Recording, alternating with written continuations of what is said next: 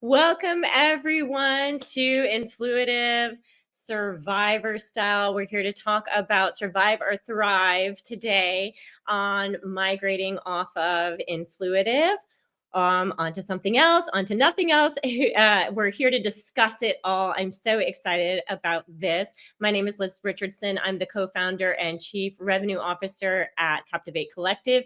And today I just get to be the host, which is so fun for me.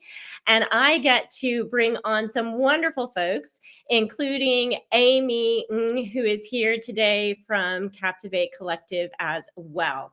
Amy is a senior advocacy consultant at Captivate, and she is also the former VP of Client Strategy at Influitive. And full transparency, I also used to be at Influitive. Amy and I used to work together. And there are many other people on the Captivate team who are well acquainted with Influitive. We've got a long and deep background with Influitive and have a lot of love for the Influitive history. But Amy, so excited to have you here today as a bona fide Influitive expert. Thank you so much. Excited to jump in and share our knowledge and really get into the nitty gritty of having a smooth migration process. Woohoo! Well, I'm so excited. I want to dig in because we have a lot to go through. So first up, I want to move and just give people a little bit of what are they going to see today. So if we could pull up the next slide there, Amy, and get together. There's me. I don't know why I'm so big, but we've got you here with us today. And then coming on to our survivor panel, which we're going to dig into here pretty soon. We've got Jenny Asaba from JAMP. We've got, just click again. Yep, Jenny Adair from Commvault, and we've got Hugh Wigley from SUSE. So we are very excited to have this panel of volunteers who've come on to tell all on the Influitive Survivor panel. But before we do that, Amy, you've been helping quite a few organizations kind of back to back make various migrations off of Influitive. And I know that's it's like so interesting being so well acquainted with Influitive, having helped so many people on board onto Influitive. And now you're coming full cycle and helping people off of Influitive. So it's a little bittersweet, I know there, but you've learned a lot. We've learned a lot having done that over the last year or so. And so I am so excited for you to jump in here and just share some of the initial best practices that we are finding for folks who are making that decision or trying to decide about migrating off of Influitive. So jump in here and let's get going. All right. Thank you so much, Liz. And, I know sometimes this migration, especially if you spend so many years putting content and programming and rewards and badges and gamification into your hub, it can feel like there's a lot going on when you're finally ready to either sunset the program or move it to a new place. So we really wanted to boil it down, provide 3 key things to keep in mind for successful migration. And what's really helpful about this is that we're hoping it'll be straightforward and easy to understand, because definitely this is a big moment of change and transition for admins and for members. So we wanted to provide some tips and tricks for how to make this as smooth of a process as possible. All right, so the first key thing to keep in mind is strategy before software. The CMA industry and CMA technology has changed so much since the Influitive acquisition. We're seeing vendors now with very AI forward capabilities. We're seeing other vendors who have partnered with community tools, now offer embeddables, have acquired other platforms and technologies. It can feel like there is a lot of newness and a lot of change. So it's really helpful to cut through the noise and really focus on what will truly serve your members and the type of member experience you want them to have in your program. So really, when you're envisioning life after Influitive, you want to ask yourself, is this still the best program architecture for engaging my audience? Do my members want to come to a dedicated space and do challenges and earn points and earn rewards? Or are they maybe looking for something different that we haven't offered before because maybe it wasn't in the Influitive functionality? The second thing we want to consider is, am I still engaging the right audience? We know with Influitive and the infinite amount of join codes, it's always so easy to just pump people into your program at events, through different recruitment channels. So when you're thinking about what comes next, does it make sense to bring all your members with you? Or should you really be focusing on a smaller subsegment of your audience who would be a better fit for the program that you're envisioning in the future? And then the last thing you really want to consider is what else may have changed since I launched Influitive. Do I have a different remit? Is my budget different? Is my team size different? These are all things that will factor into the type of program that you want to have in the future. So they're good things to keep in mind when you're trying to build the strategy that will inform the program that you're migrating or launching after Influitive. So I want to double click on the first point to really help to understand what are the kind of different program architectures that we may be able to choose from in this current landscape. So as we've been helping clients with vendor selection and migration services, we're noticing that programs are really evolving and program structures are varying. We're noticing that not everyone is necessarily going to another dedicated environment. Some folks are opting to go into their community. So really, we've kind of seen three key models emerge from the different clients that we've worked with. Number one is a destination list model. So again, not having a set place that you're driving members to, but perhaps taking advantage of different channels where they may already be present. Number two is Community Plus. So being able to bring advocacy into your existing community where members are already interacting on a daily basis. And number three, a dedicated environment. So looking for something somewhat similar to Influitive where you have an own channel and you're able to kind of decide what the look and feel of that is, the reporting, the content.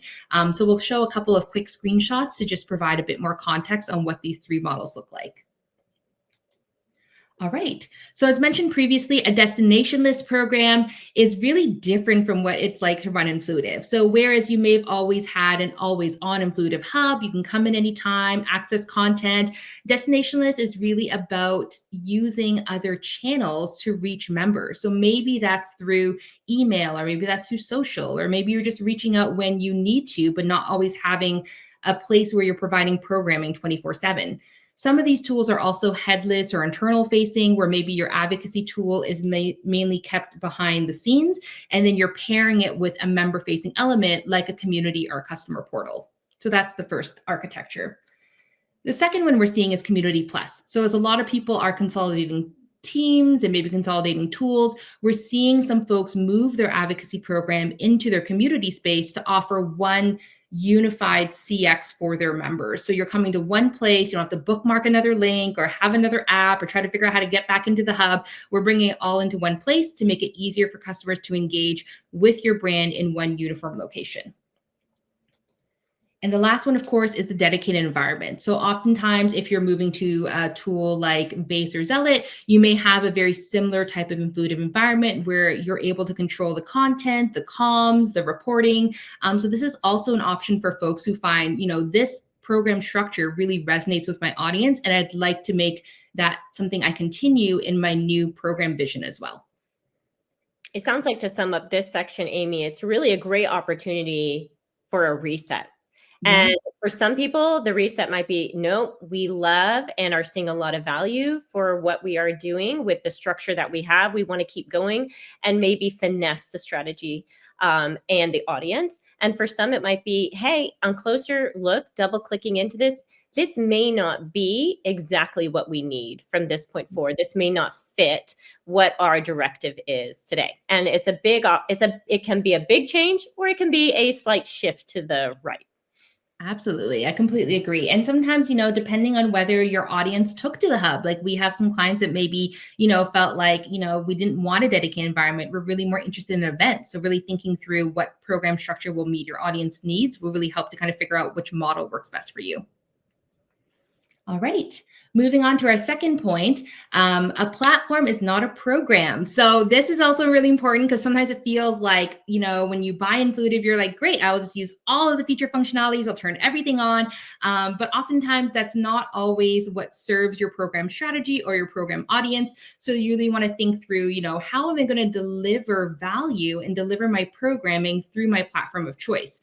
So oftentimes the migration process can feel a bit overwhelming because there's typically about 3 scenarios happening either at once or in conjunction with each other. Number one, you're sunsetting a program. So you're letting folks know you're retiring content, you're redeeming rewards, you're really winding down the program as it currently stands. Number two, you may also be migrating your program. So communicating to members, this is what happens next. This is an FAQ. This is the timeline. And then number 3, you're launching a new program. So you're trying to get members excited for what's to come, the new programming in place, the new platform that's in place. So all 3 of these motions can be happening to some degree or another, which is why sometimes it can feel very overwhelming. And with each work stream, there's obviously lots of different tasks that go with it. But one of the trickiest things that I find when coming off of an Influitive platform is really trying to understand how to translate your work streams. Like, this is how I did comms or campaigns in Influitive. So when I move to a different program architecture or I move to a new tool, how am I going to accomplish those things in a way that still makes sense for an audience who may be very well versed in how Influitive works, but may not have any sense or may never use the tool that I'm going to. So we're going to double click on 3 areas that we find very commonly come up with our clients, and that's thinking through member comms, member campaigns, and member programming. All right, so with member comms, if you're an Influitive user, I know you're very used to probably having a weekly digest. It automatically picks up all of your challenges, all of your recently published discussions, and it puts into a nice branded email that sends out to your members at the same time every week. If you don't have that functionality in your new tool, now it's thinking through, well, how am I going to communicate with my members? How often do they really want to hear from me? And what or why will inform the content that actually goes into it? So am I using a marketing automation email to reach my members and I'm doing a monthly newsletter? Or from Community Plus, am I maybe having a community content posting calendar to really help to make sure I'm engaging with my audience?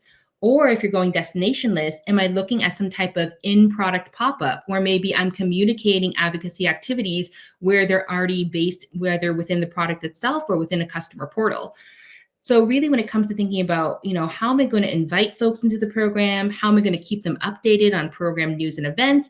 And also even the little things like including having comms for, that trigger after you earn a badge or after someone responds to your comment. How are those structures going to happen in your new program? And what type of tools or channels do I need to pull into my strategy to make sure that I'm designing the ideal member experience?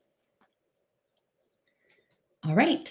The second thing to think through is member campaigns. So Influitive is really good at doing campaigns. You have elements of theme and narrative and storytelling and gamification. And usually you have it all housed in a channel where everything looks really nice and you're able to kind of walk people through a sequence of events fairly straightforwardly because all the challenges are connected with each other. If you're no longer using that structure, how are you going to guide or activate your members through a sequence of challenges or a sequence of activities? Will you maybe be creating a community challenge where essentially there are steps laid out in a community post? Are you creating some type of dedicated landing page where there's a prize wall where you can show off the items that they could get if they complete this challenge? Or are you maybe even leveraging social to be able to communicate like, hey, we're doing this promotion, we want to do reviews or we want to get feedback? So really thinking through, moving from a Influitive campaign to more of a multi-channel campaign. How am I going to run that? Who do I have to get involved in the process? And then most importantly, how am I going to measure if that campaign was effective? Are some channels better than others? So really thinking through, how do I translate the idea of like a gamified monthly campaign into my new program structure will definitely be something that will help set you up for success. All right. And the last thing we're going through is just member programming. So oftentimes a lot of us are, whether we're in Excel or Asana, we have these very detailed challenge planners, 3 to 5 challenges a week, monthly campaigns, requests coming in from every which way. If that is not going to be your new program structure, how will you deliver value to members? Do your members maybe want more of an event-focused type of member experience where maybe you're hosting virtual roundtables or AMAs or fireside chats? Do they still really love the digest and want to have a newsletter that comes to them with curated content, that matches their needs? Or when it even comes to surprise and delight gifting. So if we're not doing points for rewards, because maybe your new program structure doesn't include that, how am I still delivering when I want to reward someone for completing a milestone or maybe because they've gotten a promotion? How will those frameworks and structures work in your new program are definitely a key part of making sure that your members have a really solid experience because all of these processes and workflows are thought through in advance. All right. And then the last key factor to keep in mind is data is king. We all love content, but when you're migrating, you really want to focus on your data. So my first piece of advice is really to resist the urge to take everything with you. Vendors in our space are wonderful. They have algorithms and processes to be able to map Influitive and bring everything over into your new space. But that sometimes isn't the best way to approach it because you maybe don't want to bring everything with you. Maybe there's some really old content or really irrelevant content that doesn't make sense to clutter up your new environment. So you really want to take a very thoughtful approach to this. So audit your AOA related content, thinking through, how do I get testimonials? How do I get feedback? Where can I save this information? Audit and segment your members. Maybe perhaps there's an audience inside your program that really is into social sharing, or a group that really loves to give referrals. Making sure you note down these groups so when you're translating it into your new platform or into your new process, you understand kind of where you can fit folks. You, of course, want to download anything important. So maybe you had a stellar onboarding experience. You want to be able to replicate it, making sure you understand that you have that information. And then, of course, you want to document your new processes for doing acts of advocacy. So if you used to have a review challenge with a reward that triggered in your new platform or your new process, how are you going to do that? So being able to think through those workflows will be really helpful. And then the last piece to think through is just really setting yourself up for success with clean data. So again, Influitive had a wonderful capability of just having infinite profile fields. You could have ones for like product and industry, but also for like coffee orders and Star Wars versus Star Trek. So again, resist the urge to bring it all over because maybe you don't need it all. And really think through, what is the best data source for this criteria? Is it in Influitive, or is it better coming or more accurate coming from my CRM or my customer success tool? So being really intentional about understanding how the data gets into your new platform so you can use it for targeting and segmentation. And then also you'll want to think through capturing baseline measurements for key AOAs. So for example, if you were measuring on a quarterly or a monthly basis, how many reviews you get, how many new joins you get, you want to be able to take a snapshot. So when you move to your new platform, you have some historical benchmarks to measure against. All right. So the last thing we want to leave you with before we go over to our wonderful panel is we want to talk through some quick, high-level 10 steps to getting started. And I know it's funny because it says 10, but they're all like giant. So we'll go through them quickly and then we'll go over, and I'm sure we'll have some resources to share after this as well. So number one, you want to settle on a sunset date and create a work back schedule. Ideally, your sunset date gives you some buffer between when your license actually expires. So you have a little bit of buffer room in case you need to communicate with members or people can't find their items. So start with your endpoint and then work back to understand what needs to happen when. You also want to notify internal stakeholders and give them enablement assets so they can answer questions they may get from customers. They understand why the change is happening and how to communicate that with the messaging that you've created. You also want to align with your tech team to understand how you're going to sunset integrations, SSO, SPF, DKIM, everything that you took time to set up and launch. You will need to figure out how to dismantle. So understanding the timelines and the resources needed for that. You also want to connect with your legal team on points. Oftentimes, expiry of points can vary from country to country in terms of what's allowed, and also a spike in reward redemption. So is that properly budgeted? Is there a cap that you have to keep in mind in order to be compliant with gifting policies? These are all things you want to sort out behind the scenes before you even communicate to members that this is happening. You, of course, do want to build out your member comms and your comms calendar. What do I communicate when? Do I need to use a marketing automation email to reach members that have been inactive for a long time?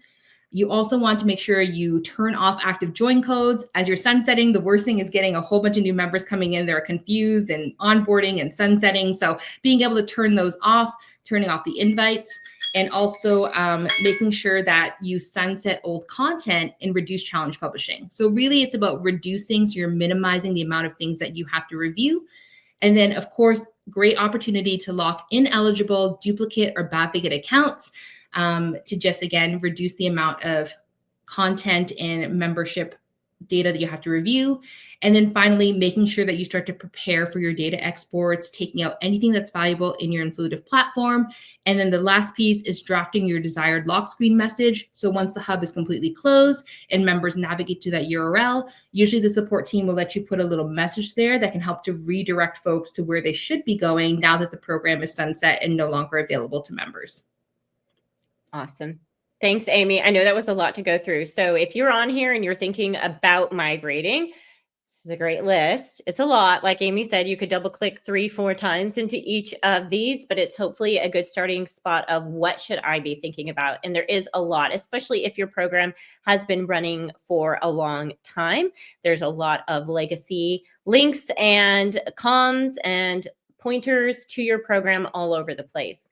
But with that, I'm so excited. We're going to bring on our panel. So these are the people who have actually experienced this. They have actually done it. They've been where you are. So I want to introduce our panel, our tribal council, if you will, if you're a survivor, actual survivor watcher, which I am. All right. So we have Jenny Adair, who is head of customer advocacy at Commvault. Hi, Jenny. We have Hello. Jenny Asaba, 2 JAs. It's very confusing, but you know and love them both, I'm sure. Hi, Jenny. She is the Senior Manager of Community Engagement and Advocacy at JAMP. We have Hugh Wigley, who is the Advocacy Manager at SUSA. So these fine people with Amy are going to make up your panel today. And I have a list of questions for this panel. However, we do want to take your questions as part of this. So get them ready, or if you have them, just put them in the chat. We will find them, we will tag them, and we will get to those. But I'm going to start off with some rapid fire here. I've already introduced you, who you are and who you're with. So what I want to do is go to our panel members and just say, how long were you with Influitive? When did you make the change? And what did you make it to? Okay, so that's 2 things. And I'll give you a third thing to remember.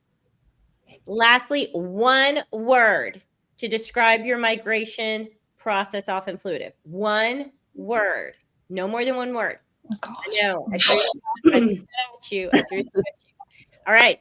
So I'm going to start with, just because I know I can, I'm going to start with Hugh and make him super uncomfortable and get us rolling. So Hugh, how long were you on Influitive? When did you make the change, and what did you change to as of now? Just really brief and 1 word to describe your migration process.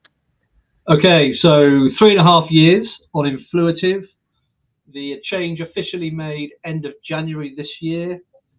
We have moved to Orca, and I'll give you 1 word, and that is ongoing. Love it. All right, Jenny Asaba, I'm moving over to you. That was perfect, Hugh. Oh my gosh. I'm glad you had Hugh go first. We were on for 6 years. What was the second one? Look at this. I forgot already. 6 years. When did you move? When did you migrate? We moved last spring. And we shifted to our current community. So I loved double click on absolutely everything Amy said. Shifted to our current community, which is going through a current migration to a new space. So we are doing this. I will also say ongoing. Liz, I need 2 words because it's also overwhelming. It's just a sorry, it is. It's ongoing and overwhelming at the same time. All right. So we are going to definitely hear some more from you, Jenny. Jenny Adair, what is yours? How long and when did you migrate, and what is your word? So I have been on Influitive for 3 companies, but at this company at Commvault, I've been here for 2 years, and I think they started it 6 years ago. We just got off of it last week, so it's fresh. And 1 word I would say, you guys are going to laugh, but I would say seamless, but only because I used Amy and Captivate, and they're amazing. So thank goodness you guys helped me a ton. So yeah, little plugs. So sweet, Jenny. Okay, well, we're glad we could be helpful. Overwhelming, but seamless. That's great. I'm glad you feel that way. Ongoing. All right, so let's dig in here a little bit more. And a lot of us were pretty connected to Influitive in a real way. Our clients, in a lot of ways, were also connected to Influitive. So I want to jump into, what was the ultimate reason that you made the change? And was that a hard choice, or was it kind of a no-brainer for you? Let's go backwards now. So Jenny Adair, let's start with you. Okay, so wait, say that again. What was the ultimate? What was the ultimate reason for moving, and was that hard, or was it a no-brainer once you made that decision? Yeah. But I was looking at the chat, sorry. Yeah, so it was hard because I have been one of the biggest fans of Influitive for 10 years, and it got me into this role, into customer advocacy, which I love. And it was my playbook, right? So at the past 3 companies. And the reason why I started thinking about moving was about a year ago. We launched the program thanks to your help again, Dina, getting me up and going with the campaigns, and Influitive. And then it just seemed like I was recruiting people, and people would join and they wouldn't come back all the time. They weren't. I felt like people were too busy, and they didn't really want to go to another portal. And so we moved over, to answer the question in the comments, to a sort of destination list, but we have a community, so that's going to be our channel. We're going to do campaigns in there. But that was really it. Was once Influitive was purchased and we didn't see them as a partner anymore, just realized that was my sign it's time to move. And it was bittersweet because I love Influitive, but I'm actually excited for what's to come. So to summarize what I think you're saying, Jenny, is it was partially because the engagement style was no longer working for this particular audience, even though it had worked for other audiences that you had had in the past. And then while it was a bittersweet decision, it was made easier by the fact that you did not feel like there was a strong partnership anymore with Influitive because of the changing of the guard, we will say. Okay, thank you for that. Jenny, what about you? Yeah, we have a similar story. We had now about 2 years ago started reevaluating what community as a whole looked like at our organization, living in 2 different spaces. We had our customer advocacy on Influitive and our broader community in a different platform. And we were recognizing that that didn't make a lot of sense anymore. So our strategy moving forward was to bring everything under one roof. I see Kaylee. Kaylee, thanks for joining. Kaylee, I got to hire as the first person to manage our advocacy program with Influitive, and it worked very well. We had a very successful program, but we knew that it was stronger to have these programs together. I believe that customer advocacy is a byproduct of community, so they should be under one roof. They should be tied closely together. You should have a similar strategy. They should all be planned out with the coordinating initiatives. So we had that conversation going for quite a while. And then when our contract was coming up, we were really evaluating, is the customer advocacy program that is running Influitive what we want for the future? And the answer was no. It was not what I believe customer advocacy should be for our community in the long run. It worked very well for what we had, but I saw more benefits outside of the program that I did in the current program, thinking bigger and thinking more strategically of how we could tie it in with all of community. So that tied with, I think any of us would also agree with Jenny saying, I'm not personally interested in working with organizations who don't, number one, understand community big C or really want to help their customers achieve success. So that, speaking from my own personal opinion, is something that, and this goes into questions you're going to ask us later, Liz, about what do you look for when you look for a platform and a future partner. That was all part of our consideration too. Mm-hmm. Absolutely. I think probably many people on this call or listening to this after the fact have that same sentiment. And obviously, there was a sharp contrast to what was and then what is. Hugh, over to you. Yeah, listen, it's a bit of repetition probably. I think Influitive walked the talk. They did walk the talk, and that acquisition brought about some significant changes, the ways of working, the support we were getting, and of course, we have to mention the increase in subscription fees and all of that. Well, we do. It's a fact, right? But it forced our hand. We weren't looking to move on. In fact, I was having conversations with our head of procurement at the time of our last renewal, complaining that he was doing 12 months rather than 24. Thank goodness he won that battle and we did 12 months, because otherwise I would still be Influitive now thinking, what am I doing? So I guess to sum it up, it was a very, very easy decision to make, but we didn't necessarily want to make it at that time. Mm-hmm. Yes. Okay. That makes perfect sense. Amy, I know you've worked with several organizations as well recently. Any other reasoning that you that you think other organizations are feeling that has prompted the shift, or are we kind of covering it here with our panel? I think most of it was covered, but maybe one point is also just uncertainty, like not really being quite sure where the product is going, if there's new features coming. Like we're seeing a lot of the other vendors in space add new features and functionalities and provide more capabilities, especially with AI. So I think part of it is also understanding, this is my current experience, but will it be my same experience in 2 years? And will all of the other tools have advanced past that maybe I feel I'm not keeping pace with it, if that makes sense. Yeah, no, that's a great point. And Q, I laugh, but the reality of, yes, if I'm uncertain and you're going to raise the cost and I feel like I don't know who you are anymore, that's the perfect storm. Again, I think most of us agree we're not sure what the strategy is there, but there is definitely some secret strategy we don't fully understand. All right, so let's keep going. So did your program strategy, okay, so Amy talked about the different architectures that we are seeing with organizations. Just to summarize again, destination list, that's become honestly, it's a little bit of a blast from the past coming back on repeat, because if you think of traditional reference programs, they were somewhat destinationless in nature. Community Plus, that's kind of more the big one. That's newer, I would say, is combining advocacy and community from a platforming perspective. And then there is Influitive-esque offerings as well, which is the all-encompassing. So when we think about that architecture, I wanted to ask whoever has anything to share around this, did your program strategy or architecture make any significant shifts when you moved off of Influitive? So did you make a drastic architecture change?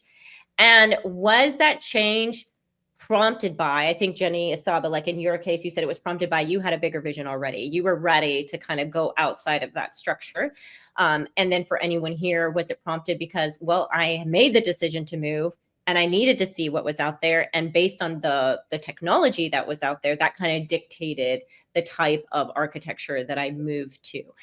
So who has anything to share about that change in architecture of their program? Yeah, I mean, I can start here because I kind of already mentioned ours was a massive shift, massive. Obviously, going from 2 disparate software solutions to one, and one that doesn't support an advocacy program in any way that it was in the past. It's a good and a bad thing, and it's something that forces you to think bigger and think outside the box, which I always enjoy doing. When something gets comfortable, I feel like you're not innovating enough. And it was very comfortable for us. After 6 years, we knew what we were doing. My program manager could do it in her sleep. That's not good enough for our customers. So we needed to say, what does the future of customer advocacy look like? How can it play in the community space? Is there a solution that does both well under the same roof today? No, I don't think there is. Does that mean that we are being more innovative and pushing boundaries with them and with tools like Amy said too? Your platform is not your program. So what does your program look like outside of exploration of what can that look like? And how can we meet the needs of our customers outside of a platform that doesn't have all of the tools, because it just doesn't exist. So that's been a massive shift for us, but I'm really excited because I think this is the smartest move for our organization. Again, if you have a customer advocacy program, that means you have a community. So not recognizing it, I think, is a shortfall for any organization. So I'm just pumped to see what we can do by kind of going down this road less traveled, and hopefully helping pave the way for some others, and creating some mistakes or hardships along the way that we can help others avoid. So that's where we're at. You sound like a woman after my own heart, or after Captivate's heart. It's just like, don't sit and wait, like be the leaders, go out there, figure it out. And then the practitioners who are really innovative will push the vendors. And so they can help lead the way in even determining where that technology, where that roadmap goes in the future. So love that. I want to go to Jenny on this one. So Jenny, both Jennys, you have the same audience right? You have this program, you kept the same essence of the program, and you've moved it into a new tool. But it's hard translating Influitive. I almost feel like It's now a skill set. Can you translate Influitive? So the things that were working in your Influitive program, you've moved to a completely different environment, completely different architecture, and then translating that. So just tell us a little bit about what that journey's been like, Jenny. Yeah, and we're just, closing down Influitive, so I'm not quite there yet, except for I'm in the process of inviting people to the community.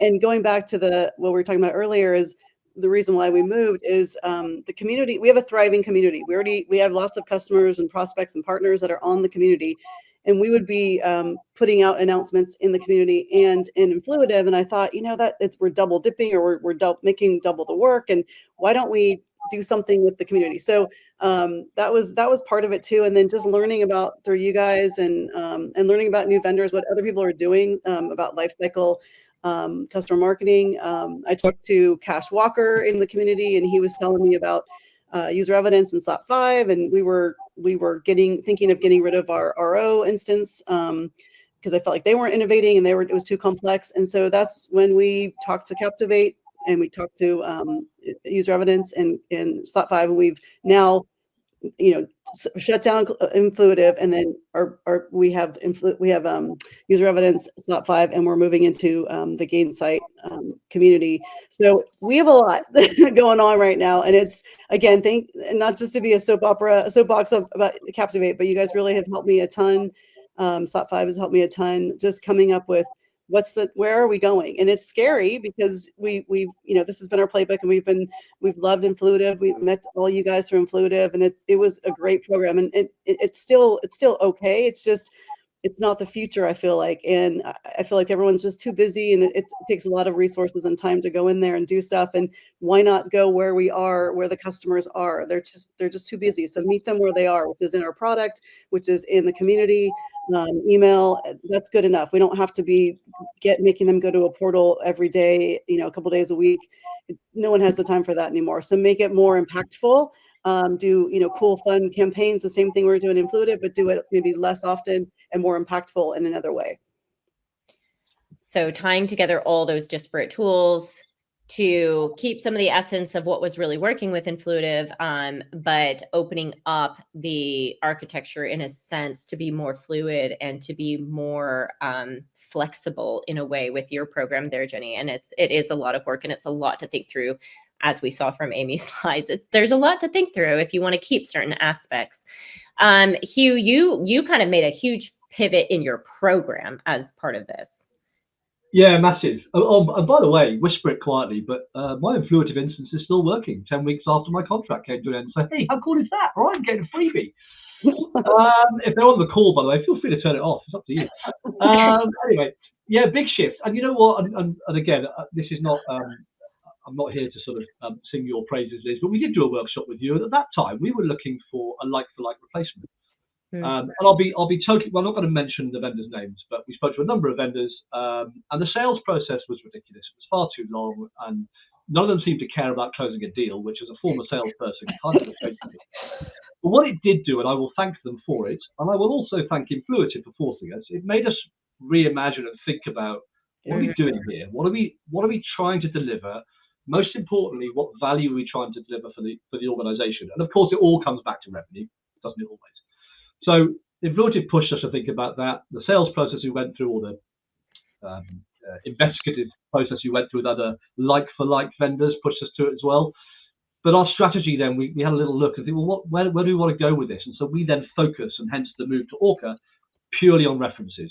Now, references for us is not just reference calls, but it was more around sort of voice of customer, if you want to call it that. And interestingly, picking up on that piece that Amy was talking about, and destination lists, et cetera, as many of you would have found undoubtedly within Influitive, some of our customers knocked in every day. Many of them joined and never came back, and there were lots in that middle piece. They didn't need a destination, all of them.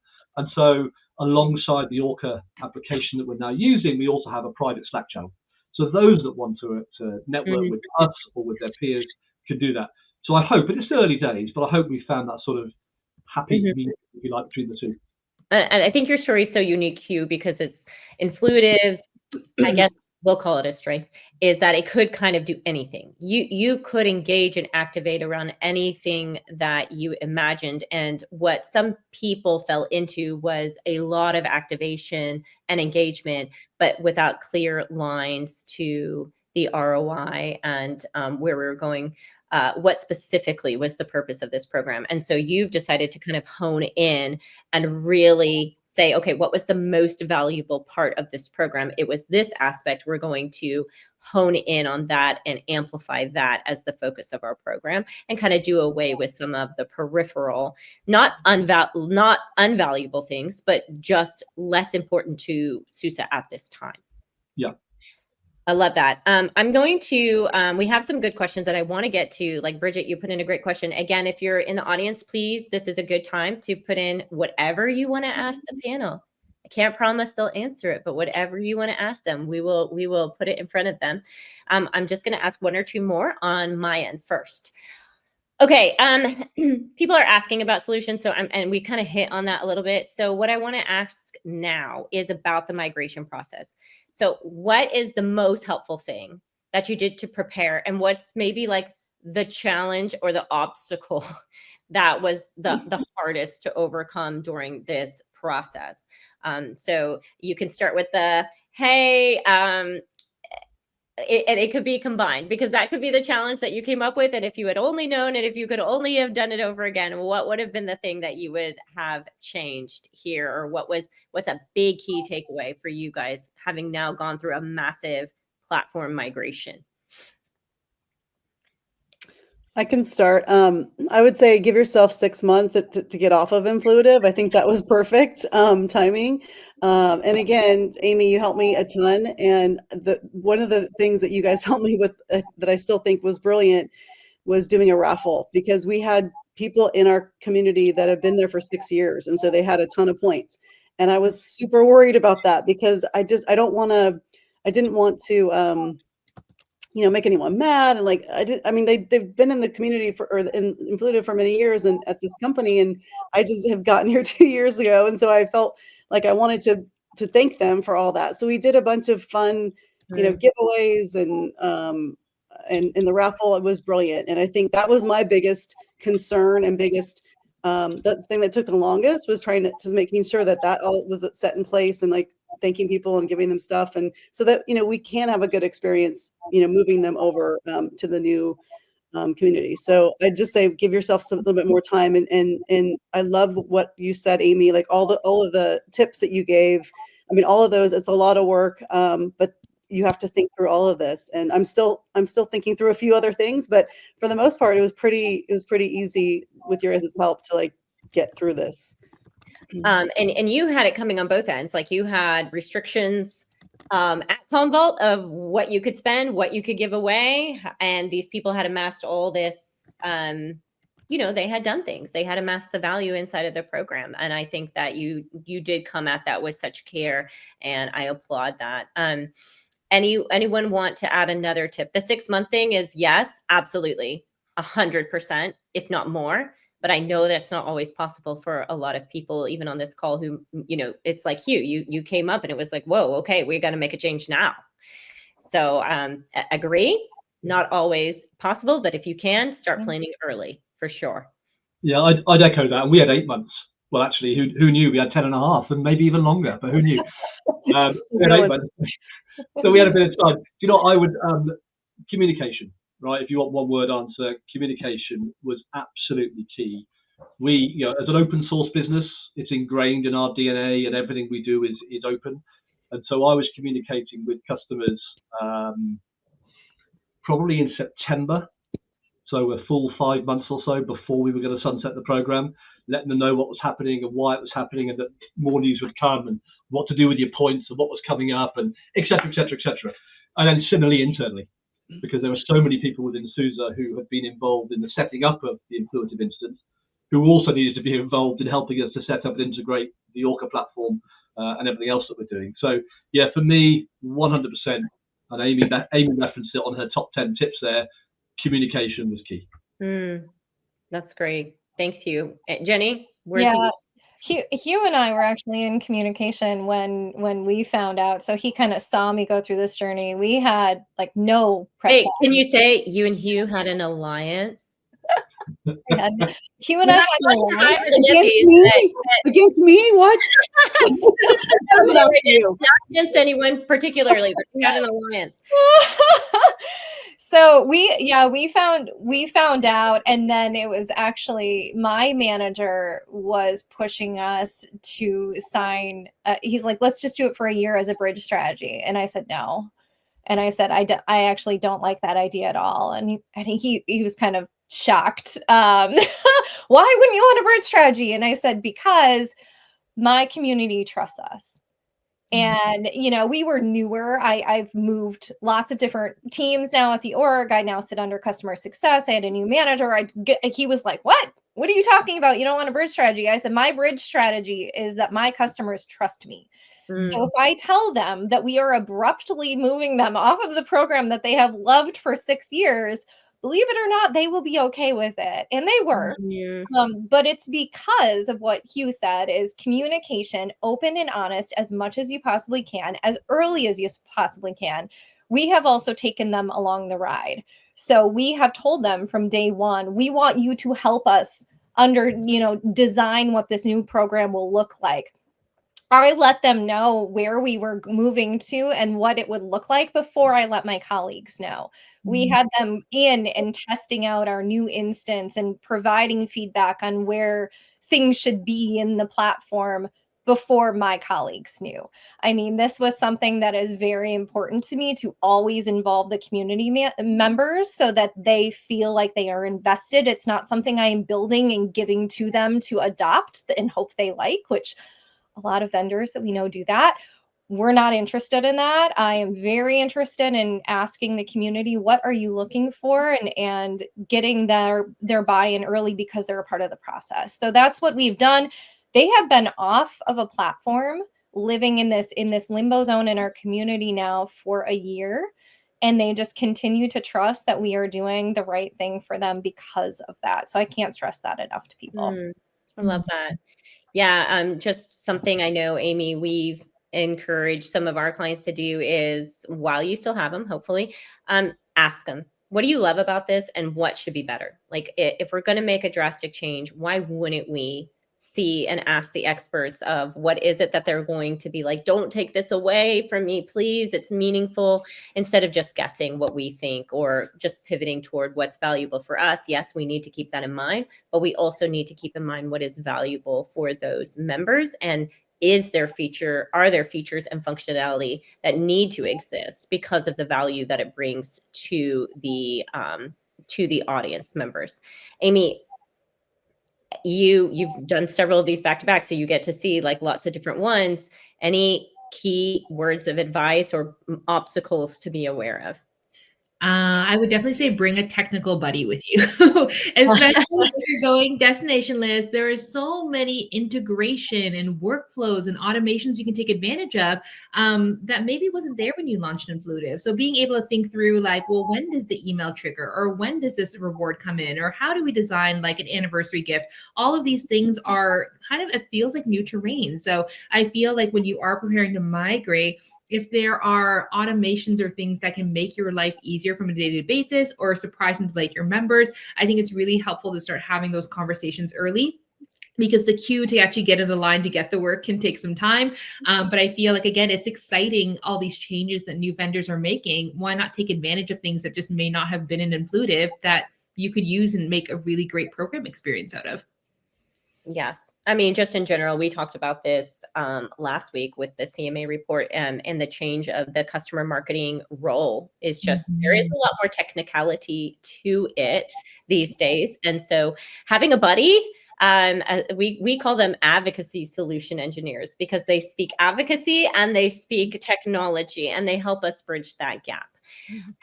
Okay, last question, and I swear I want to make sure we get Bridget's question up here as well, even though you guys have sort of answered it there in the chat. But I just want to say, have there been any unexpected benefits having moved off of Influitive. So you were, maybe some surprises of like, wow, I didn't think that would go so well. I didn't know that we would find this little nugget of how to interact with our customers. Anything along those lines that any of you have? Probably nothing earth-shattering, and that's not unexpected, by the way. That's not a bad thing. But back to what I said before, we're now laser focused on where we add value to the business, or where we wish to add value to the business. And there was nothing inherently wrong with Influitive as a platform. We thoroughly enjoyed it. But I think in terms of us moving the needle for SUSE and having a significant impact as a result, we're now in a much better place. That's a good one, Hugh. Thank you for sharing that. Either Jenny, anything to add? Unexpected benefits of moving off of Influitive? Not yet, but I'm still figuring that out. Yeah, I'm kind of excited about the community aspect, because I didn't really use that feature much in Influitive, and I didn't use it at the past couple of companies either. But here, I want to meet more customers. I'm not seeing many I'm not in person with people, so it's a lot harder. But I'm hoping that this can help bridge that gap, and then also have these forced us to do campaigns every quarter to maybe get more interaction with people and get them to come back and do things more often. That's what I'm hoping that works. So check back in with me in a few months, but I'm excited actually for what's to come. Jenny, you have anything else to add? Yeah, I mean, I just think the biggest benefit is what I mentioned before, to force you to think differently. People live in a comfort zone, and if something is working well, why not keep it going? So to be forced to say, I can't put challenges into the community, and I can't run campaigns the same way, and my customers aren't going to interact the same way. It forces you to, our program is going to look wildly different. And I'm excited about that, because as Amy, as you said, you need to really consider, number one, are the people in there who have been in there, should they all be in? All of my JAMP heroes have to reapply to be in our advocacy program in the new space. And they've asked, do I really have to reapply? Yeah, you do, because I need to know that you have actually been, really involved in community. Like, the whole purpose is that you are more engaged, and you're really connected, and you're really passionate. You don't know that a lot of times after somebody's been there for 6 years. Yeah, you can pull out your top people, but when you re-ask them that question and they have to prove it out, it opens up a big view that provides so many insights. So I think just like those aspects of having to rethink through what would you do now that it's a fresh start creates a stronger foundation overall. Jenny, you've just started to peel back the lid on one of my favorite topics, which is ongoing engagement. And if you're used to the Influitive model, you reach a certain level and you're that level for life, but there's no need to prove or to stay engaged or anything like that. How do we solve for that? So one of my favorite topics, but we won't get sidetracked. I will not get sidetracked, and we're actually coming up on time. But I just want to summarize what Bridget's question was for everyone who's just listening and not looking at the chat. And Bridget's question was like, we're talking about maybe using multiple tools to replace a tool. We do kind of define Influitive as an all-in-one type of offering. And now we're hearing people say Community Plus, or they're using a destination list tool with maybe existing tools, or combining tools together. And the question was, is that going to be costing you more? So just a quick summary here. What our panelists have all responded that they actually hope to save money in the long run. I'm not sure if we're going off of what Influitive's new pricing was, or if we're going off the existing. Okay, here you're saying no, like you're going off of what you were paying for Influitive. Okay. So it's like you're adding another tool, which might be slightly less than what you were playing with Influitive, but then you're combining existing tools. Is that correct, Hugh? I'm talking specifically to you. Is that your use case? Yeah. Right. And then Jenny Asaba, we have you, obviously right now you're housing it in an existing tool that you already use. I'm assuming that it's not costing your company extra money, or if it is, it's just like an increased user fee for that platform. Yeah, so switching, right, there's no increased cost for moving them into our current platform and moving off of our current community to Gainsight community.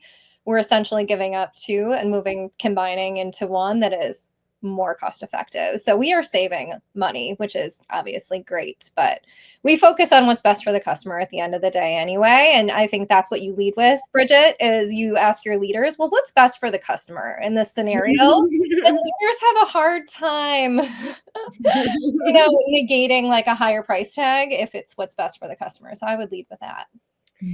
And then Jenny, you made two big shifts at the same time. You actually retired Influitive in our row and went with actually slightly newer platforms, so Slap 5 and User Evidence in that case. And so that, and you're using Gainsight for that community element piece. And in the end, you said that that's actually saving you a bit of money there. Yeah, and I think eventually time, because Influitive, you have to feed it, right? Every day, you have to go in there every day. You have to do challenges every week. So there's expenses to help for that too. So, yep, we're actually saving money. So that's a really, really good point. Thank you for bringing that up, Jenny. Everyone, thank you so much. First of all, thank you so much for our panelists, Amy, Jenny, and Hugh. You guys have been amazing. And I think that you gave very good and insightful advice, which is going to be very helpful for those listening and those who listen to this after the fact. So thank you for being willing to share that story with us. As we wrap up here, hey, if you're looking at moving, we do have a special, I'm trying to get the slides back on, but I don't know. I'm waiting for Alicia to help us out here. There we go.